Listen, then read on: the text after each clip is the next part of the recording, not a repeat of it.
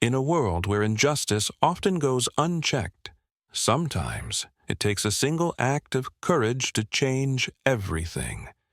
This is the story of how one man's humiliation turned into a moment of redemption, not by his own hand, but by an unexpected ally. James stood tall, his calloused hands gripping the worn leather straps of the plow. The midday sun beat down on the earth, the scent of dry soil mingling with the sweat dripping down his brow. The land stretched out before him, endless and unforgiving. It had been his life, his family's life, for generations. But today, as he pushed forward through the fields, it felt different. It wasn't just the weight of the work that weighed on him. It was something much heavier, something that had been building for years. James was a proud black man, a farmer who had dedicated his life to the soil, to making a living by his own sweat and labor. He had worked this land for years, knowing its every curve and ridge, planting seeds with the hope of seeing something grow. But in the end, no matter how hard he worked, his efforts always seemed to fall short when it came to his landlord, Harrison Whitaker. Whitaker's land stretched for miles, his house a grand mansion that loomed over the small farmhouses of the workers. He was a wealthy man, a figure of power and authority, his face always cold, his words harsh. Harrison Whitaker's wealth was built on the backs of men like James. The farmer could feel the sting of that reality every time he looked across the fields, every time he came to pay the rent. Always a little too much for what his land could bear, always at the whim of the landlord's greed. Today, however, something had shifted. James could feel it in the air, thick with tension. The ground beneath his feet seemed to tremble with it, and the midday sun was no comfort. The tractor sputtered and coughed, finally coming to a halt at the edge of the property. The work had to be done, and the tools he had were hardly enough to do it, but this wasn't about work today. This was about something else, something far more personal. As he wiped the sweat from his brow, James saw a familiar figure approaching from the distance. It was Harrison Whitaker, striding across the field with his usual arrogance, his expensive shoes crunching against the dry earth. James could already feel the knot tighten in his chest. The landlord had a way of walking that made it clear he owned everything and everyone in his path.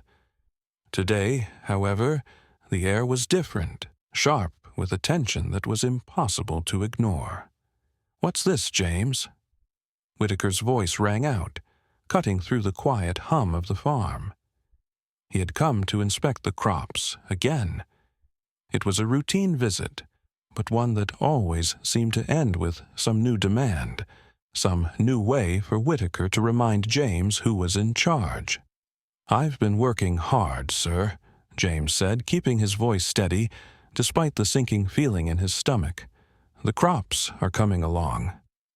"You're behind schedule," Whitaker sneered, his gaze sweeping over the rows of crops. "I don't care about your excuses. It's not my problem. If you can't keep up, then maybe you shouldn't be farming at all."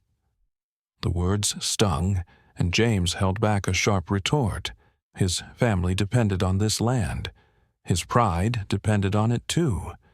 But there was no room for pride in the face of Harrison Whitaker's cold, oppressive words. The man had always treated him as less than human, and today felt like just another reminder of the disparity between them, the rich, the powerful, and those they stepped on. The landlord's eyes narrowed as he scanned James's farm. "You know, you're lucky I'm giving you another chance. If it were up to me, I'd throw you off this land and be done with it." James swallowed hard, clenching his fists to keep from showing his anger. This wasn't new, but today it felt different. He wasn't sure why, but there was something in the way Whitaker spoke, something that made James feel like the ground beneath him was shifting. And then, as if on cue, a voice broke the tension. "Father, that's enough." Both men turned in surprise. Standing a few feet away, watching the scene unfold, was a young man, Harrison Whitaker's son, Ethan. James had seen him around the farm before. A quiet young man, always distant, always trying to avoid his father's shadow. But today, he wasn't standing off to the side. Today, he was stepping forward. Ethan's voice wasn't loud or commanding, but there was a weight to it that James couldn't ignore. The younger Whitaker's eyes were locked on his father's face, a look of something close to defiance flickering in them. For a brief moment, the air seemed to still, as though the earth itself was waiting for the next move. "What do you mean, that's enough, Ethan?" Harrison's voice dripped with disbelief, as though he couldn't comprehend that anyone would challenge him, especially his own son. Ethan didn't flinch. He didn't back down. "He's been working hard, Father. You're being unfair." James stood frozen, unsure of what he was hearing. Ethan, the son of his oppressor, was speaking up? It felt like a breath of fresh air in a room that had been stifled for too long.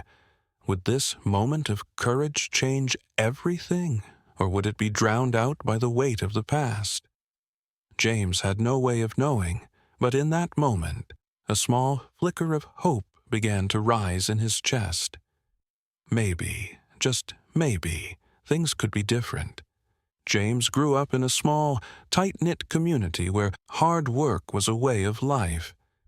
The land was his heritage, passed down through generations of laborers who toiled under the unforgiving sun. His mother had taught him the value of perseverance and self-respect, while his father had instilled in him a quiet pride in the work he did. As a boy, James learned that the earth could be both a source of sustenance and struggle. But no matter how difficult the circumstances, you worked through it. You didn't complain. You didn't ask for handouts. You simply worked. As an adult, James found himself in a modest job working on a farm that, like many others in the area, had been handed down through generations. The farm's owner, Mr. Anderson, was the latest in a long line of men who had inherited both land and wealth, someone who had never known a life without privilege. And from the moment James stepped onto that farm, he realized that the same land that had given life to his family was used by Anderson as a tool to reinforce his power. Mr. Anderson's estate was expansive, surrounded by high fences and manicured lawns, a stark contrast to the humble farmhouses where the workers lived. The man who owned the land, though, was a figure as cold and distant as the mansion he inhabited. He was an old money aristocrat, with years of lineage backing his every move, convinced that his wealth not only made him a man of influence, but also made him superior. It didn't take long for James to realize that Mr. Anderson's belief in his own superiority was grounded in racism, a belief that ran deeper than personal prejudice, woven into every transaction, every command, every look. The first time Mr. Anderson berated James was over something as trivial as a crop rotation schedule. It was a minor mistake, one easily rectified, but Anderson's anger was not just about the work, it was about power. "You people never get it right," he had sneered, his voice dripping with disdain. James had stood there silent, holding the weight of both the insult and the knowledge that any confrontation would only make things worse. He had learned early on that in a world like this, the price of defiance was often too high. Over time, the pattern repeated itself. Mr. Anderson would find fault with James's work, trying to justify his actions by invoking his superior knowledge of farming. James knew better than to argue. The older man often found ways to cut his wages, always with an excuse, always with a smile that never quite reached his eyes. The disrespect was systematic, a part of the way Mr. Anderson ran his farm, a farm that, in the eyes of the landlord, was not just about crops and land, but about maintaining control. It didn't matter that James worked harder than anyone else on the farm. It didn't matter that the crops he planted grew tall and healthy. To Anderson, James was just another tool in the field, one he could discard at his convenience. The last straw had come just the week before. James had been assigned a particularly grueling task: to clear a section of the farm that had been left untended for far too long. The sun had beaten down on him, and the job had stretched from dawn until dusk. When he finished, exhausted and covered in dirt, he expected to receive at least a little praise or recognition for the hard work. Instead, Mr. Anderson had walked up to him with his hands in his pockets, giving him nothing more than a terse nod. "You missed a spot," he had said, pointing to a small patch of land that had already been cleared. The implication was clear: James hadn't done enough. And yet James knew that no matter how much he did, it would never be enough in Anderson's eyes. The message was always the same: "You are inferior. You owe me." This day, however, felt different. James could feel the shift in the air, like the storm clouds gathering on the horizon. Anderson had called him into the mansion to discuss something. James had no idea what it was about, but he could already sense the malicious undertones. He had hoped for a moment of peace, perhaps a conversation that could restore some measure of dignity, but instead he walked into the lion's den. When James entered the room, Anderson's sharp, calculating eyes immediately fixated on him.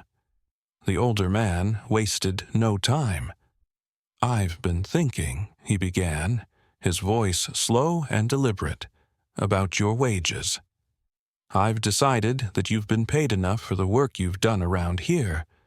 From now on, your pay will be cut. You'll do the same amount of work, but you'll get less in return." James felt the weight of the words press down on him like a physical blow. His heart sank, but his resolve hardened. He had expected this moment to come sooner or later. Mr. Anderson had been tightening the noose for months, but to hear it spoken aloud was another thing entirely. "Mr. Anderson, sir," James said, his voice calm but firm, "I've been working this land for years. I've done everything you asked, and I've never once complained about the wages you pay me. But this isn't right. It's not fair." Anderson looked at him, and for the first time there was something flickering in his eyes, something cold, something calculating. "Fair? Life's not about fair, James. It's about who holds the power." The words stung, but James stood tall. He had spent years swallowing his pride, letting the insults wash over him, keeping his head down. But now, as the tension in the room built to a near-breaking point, he realized that this moment would define the rest of his life. Would he bend like a blade of grass in the wind, or would he stand his ground, no matter the cost? The stakes were higher than ever. His dignity was on the line, and the battle for respect had reached its boiling point. Little did James know the moment of defiance he was about to make would be the turning point of everything, not just for him, but for someone he had never expected to stand by his side. The farm was eerily quiet as James worked, his hands moving mechanically over the soil, his mind consumed with the crushing weight of the conversation he had just had with Mr. Anderson. He had been prepared for a fight, but the reality of being humiliated in front of the people he worked alongside was far worse than he could have imagined. The sting of Anderson's words still lingered, and the cut of being told he was worth less simply because of who he was, felt like a wound that might never heal. It didn't take long for the situation to escalate. Anderson had been watching from the distance, biding his time. The oppressive heat of the midday sun was broken only by the occasional breeze, but today the air felt thick with tension, as if the very atmosphere was holding its breath. Anderson's figure emerged from the shadows of the barn, and with deliberate steps he made his way to where James was working. Without warning, he shouted, his voice sharp and venomous. "James! You missed a spot. How many times do I have to tell you, you're supposed to make sure every row is perfect? People like you don't deserve to stand on my land." The words hung in the air, heavier than any of the farm equipment that littered the field. The workers, who had been quietly going about their tasks, froze. Some glanced around nervously, unsure if they were next to face the landlord's wrath. Others exchanged brief, fearful glances with one another, but none of them dared to speak out. For all his faults, Mr. Anderson had always maintained control over the farm. He ruled with a cold, harsh hand, and his presence was enough to silence any discontent among the workers. James stood still for a moment, his body rigid, every muscle tense. His heart thudded in his chest, the sting of Anderson's words searing through his pride.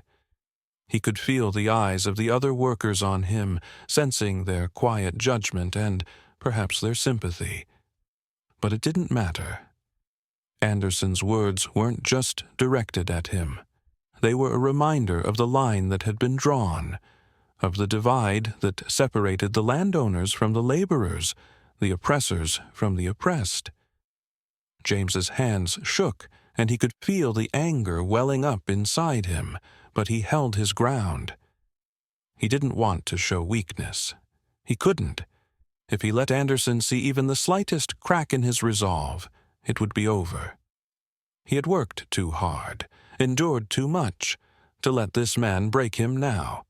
But the humiliation he felt was overwhelming, a feeling of being reduced to nothing more than a tool, a piece of machinery that was only as valuable as the work it could produce.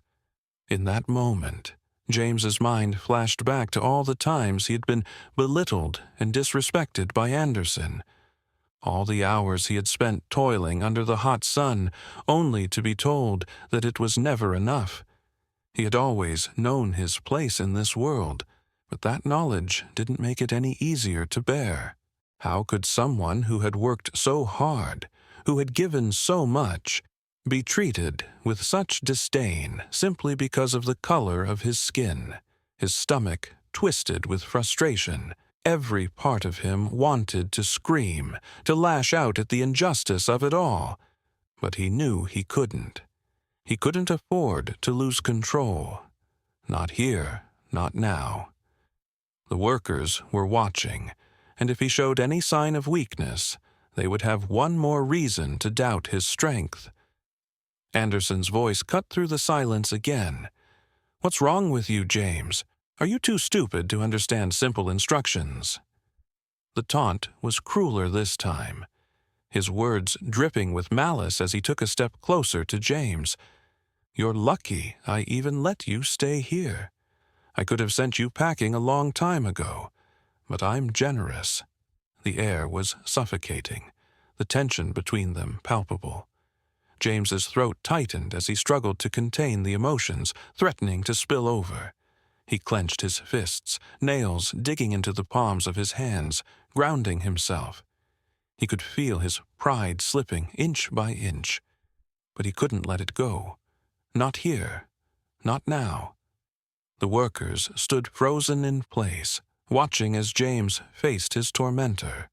Some of them, though they had worked alongside him for years, had never truly understood the depth of the humiliation he endured. They had heard the insults, seen the way Anderson treated him, but had always kept their heads down, fearing the consequences of speaking out. And now they watched as the once quiet man who had silently endured his suffering was pushed to the edge. Some looked at James with sympathy, their eyes reflecting their inner turmoil. They saw the pain in his face, heard the quiet tremor in his voice as he fought to hold back his tears. But they did nothing. They were scared, scared of losing their own livelihoods, scared of becoming targets. James knew that, but it didn't make it any easier to bear. In that moment, he was more than just a laborer, more than just a man being belittled for the color of his skin. He was a symbol of all the men and women who had been pushed to the brink for too long, whose lives had been controlled by the whims of men like Anderson. And yet, despite the searing humiliation, despite the fear that gripped him, James did not break. He stood tall, even as his insides churned with rage. He wouldn't let Anderson have the satisfaction of seeing him fall. He wouldn't give him that power. The moment stretched on, heavy with tension, as the workers waited in silence. Would James succumb to the humiliation? Or would he fight back in a way no one ever expected? And would anyone else, for once, find the courage to stand with him? As the tension in the air thickened, something unexpected happened. The workers, who had been silent until now, began to stir. A figure emerged from the crowd, a tall, slender young man with an expression that didn't quite match the stern, unyielding look of his father. It was Andrew, Mr. Anderson's son. Andrew had always kept his distance from the farm's daily operations. As the heir to the Anderson legacy, he had been raised with privilege and had never fully understood the weight of his father's actions. He lived a life of comfort, insulated from the reality that the workers, like James, faced each day. The tensions on the farm, the animosity between his father and the workers had always been something he'd heard about, not something he'd witnessed firsthand. But as he watched his father humiliate James in front of everyone, something inside him snapped. Andrew had never seen James like this before.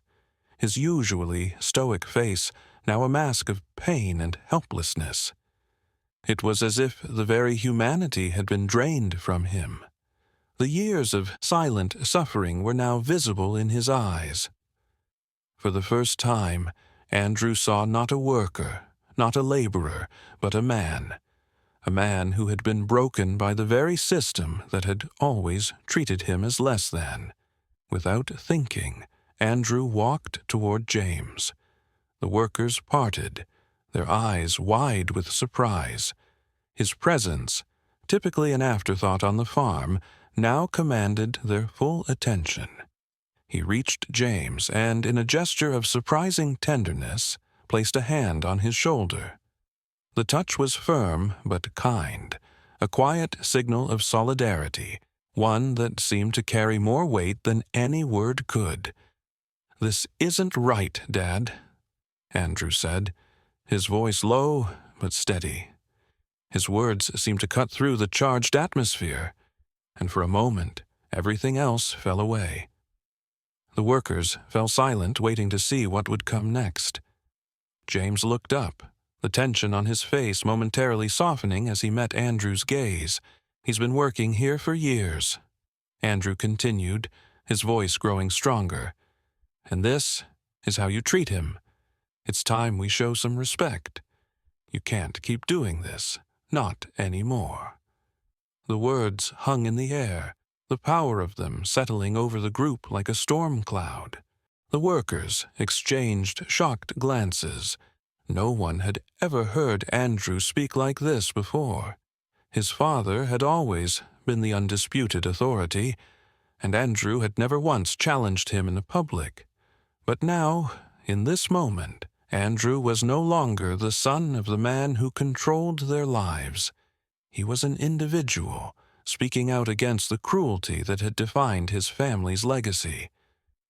Mr. Anderson, who had been standing rigidly in the background, now turned slowly to face his son. His expression was one of disbelief, as though he couldn't comprehend what was happening. For a brief moment, the power dynamic seemed to shift. The air was thick with tension as the older man's eyes narrowed, his lips curling into a sneer. "You're siding with this man?" Mr. Anderson's voice was laced with contempt, his words dripping with the disdain he had always held for those beneath him. "You dare challenge me in front of everyone?" Andrew stood his ground unflinching. "Yes, I am. Because what you're doing isn't right. You've treated James like dirt for too long. It stops today." The shock of Andrew's defiance rippled through the group of workers. They had always assumed that Andrew was just another extension of his father, disconnected from the suffering that took place on the farm. But now, as they witnessed this shift in power, they couldn't help but wonder if change was possible. James, for the first time in a long while, allowed himself to take a breath. The weight of his years of suffering seemed to lift just a little. He had never imagined that the son of the man who had oppressed him would be the one to stand up for him. It was a quiet victory, but a victory nonetheless. His pride, which had been trampled by the cruelty of Anderson's words, was starting to mend. Mr. Anderson stood silent for a long moment, clearly struggling with the blow to his authority. His face twisted in anger, but there was a flicker of something else, something that resembled doubt. His son, the one person who he thought would always stand by him, was now questioning everything he had built his life upon. The air was charged with this unspoken challenge, and the older man's sense of control seemed to be slipping, little by little. "This is not how things are done," Mr. Anderson muttered, though there was less conviction in his voice. He had always expected obedience, unquestioning loyalty. But now, as he looked at his son, he saw something different. Andrew wasn't just a pawn in his game. He was a man of his own, with his own values, and that realization seemed to crack the very foundation of Anderson's world. "I don't care how you've always done things," Andrew shot back. "I'm doing what's right." For the first time in years, the entire farm was silent. The workers, though still fearful, saw a glimmer of hope in this confrontation. The oppressive grip that had held them all captive for so long seemed, for a fleeting moment, to loosen. The possibility of change, of something better, hung in the air like a distant promise. As the seconds stretched, it was clear that the balance of power had shifted. The tyranny that had ruled the farm for so long was no longer as certain as it had been.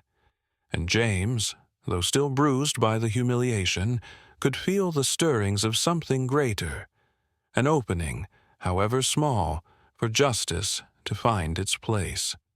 The days following Andrew's bold confrontation with his father were marked by a quiet yet powerful shift. James, once burdened by the weight of systemic injustice, now found himself in a different position altogether. With Andrew's unexpected support, the landscape of his life began to change, slowly but surely. James's transformation wasn't just about the increased wages, though that was a welcome change. The real shift came when he was given a new role on the farm. Andrew, in his newfound resolve to right the wrongs of his father, had made sure that James would no longer be relegated to the lower ranks, toiling in silence. Now, James was put in a position of authority, trusted with more responsibilities. It was a far cry from the humiliations he had faced before, and for the first time in a long while, he felt a sense of pride in his work. His labor, once exploited and undervalued, was now recognized for the skill and dedication it took to perform. But the true value of this shift wasn't just in the money or the title. It was in the dignity that James had regained. He had fought for so long just to be seen as a man, not a tool to be used by the wealthy and powerful. Now, with Andrew standing beside him, James had the chance to stand tall. He walked the farm with a new sense of purpose, his shoulders straighter, his head held high. Though the work was still grueling, the respect he had earned transformed his perspective on the day-to-day grind. He knew he was valued, not just as a worker, but as a person. Andrew, too, was going through a transformation, though his journey was far from simple. Witnessing the pain his father had caused, and recognizing his own role in perpetuating it through silence, had shaken Andrew to his core. For years, he had turned a blind eye to the suffering on the farm, insulated by his privilege. But, as he stood up to his father that day, something inside him broke. The system of oppression that had been the foundation of his family's legacy was no longer something he could ignore. In the weeks that followed, Andrew began to distance himself from his father's way of thinking. It wasn't easy. He had been raised with those beliefs, ingrained in him since childhood. The language of entitlement, superiority, and control had been taught to him as gospel. But now, as he interacted with the workers on the farm, as he saw the way James held his head high, Andrew couldn't ignore the reality of the situation any longer. His eyes had been opened to the injustice, and he felt a growing desire to make amends for the harm that had been done. It wasn't a smooth path for Andrew. He faced resistance from his father, who saw his son's change as a betrayal. Mr. Anderson couldn't fathom why Andrew, his own flesh and blood, would choose to turn away from everything he had built. But Andrew wasn't concerned with his father's approval anymore. He was focused on something far more important, doing what was right. It was a painful process, one that required him to challenge everything he had been taught, but it was a start. Over time, Andrew began to make small but significant changes. He spoke up when his father made racist comments. He advocated for better working conditions for James and the other laborers on the farm. He even started using his influence to make sure that wages were fair and that the workers were treated with dignity. These changes, though small in the grand scheme of things, marked the beginning of Andrew's redemption. He understood now that redemption wasn't just about undoing past wrongs. It was about actively working to create a better future. As for James, he had come to see Andrew not as the privileged son of an oppressor, but as an ally, someone who had the courage to question the system he had been born into. The bond between the two men grew stronger over time, built on mutual respect and understanding. James had found something he hadn't thought possible, the chance to be treated not as a lesser, but as an equal. The farm, once a symbol of oppression, began to shift in its energy. The workers, though still wary, felt the change in the air. They could sense the subtle but important difference. There was no longer an oppressive presence looming over them. They could do their work with a new sense of pride, knowing that things were starting to change, because one person, one moment of defiance, had sparked that change. As James stood by the fields watching the workers labor alongside him, he couldn't help but think that this was only the beginning.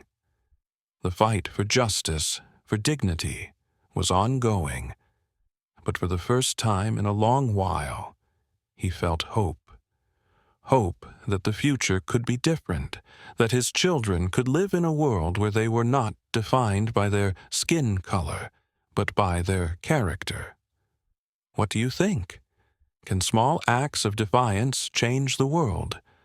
Where are you watching from, and what time is it where you are? Let us know in the comments below.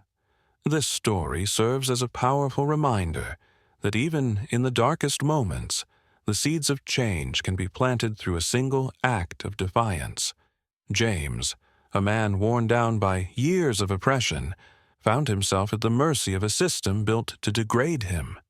Yet, it was through an unexpected act of courage from Andrew, the landlord's son, that the world as James knew it began to shift. It wasn't a grand, sweeping revolution, but rather a quiet, personal victory. A shift in perspective, a change of heart. In a world where injustices often seem too entrenched to challenge, it can feel like standing up for what's right is an impossible task. Yet this story reminds us that even the smallest actions, the simplest acts of standing firm in one's beliefs, can spark profound change.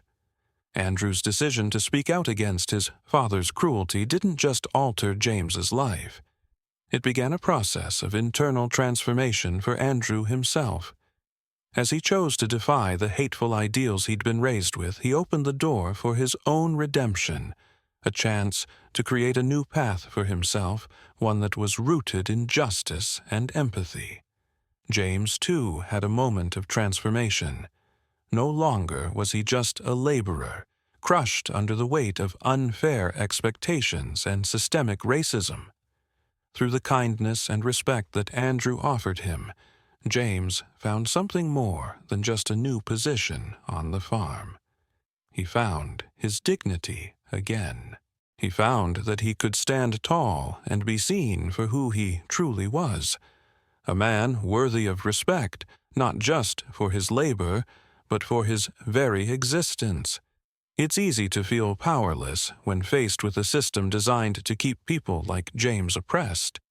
But this story shows us that change begins with courage, whether it's speaking out when everyone else is silent, or standing firm in your belief that all people deserve equality. Both James and Andrew were pushed to their limits, but they found strength in their ability to stand up for what was right, even when it wasn't easy. The ripple effect of that moment of defiance was far-reaching, reminding us all that the fight for justice is not about the magnitude of the act itself, but the willingness to confront what's wrong, no matter how hard it may seem. This story encourages us to reflect on our own roles in moments of injustice. How often do we witness wrongdoing, but choose silence for fear of retribution or discomfort? How many times do we accept the status quo, even when we know it harms others? The courage that James and Andrew demonstrated shows that standing up against injustice is not only possible, but necessary. It's a reminder that the choices we make, no matter how small, can create ripples of change. Sometimes, those ripples can reach farther than we ever imagined. As we consider the events of this story, we are invited to think about our own actions. Have we ever been in a position where we could have challenged an injustice, but were too afraid to take a stand? Have we ever turned a blind eye to suffering because it was easier to stay silent? It's not always easy to do what's right, especially when it feels like the world around us is telling us to conform. But it's in those moments, when it's hardest to speak up, that our voices are needed the most. Have you ever been in a situation where you had to stand up against injustice, even when it wasn't easy? Share your experience with us in the comments below. How did it feel to confront what was wrong, and what changed as a result? Let us know your thoughts, and join the conversation about how we can continue to fight for justice in our own lives and communities.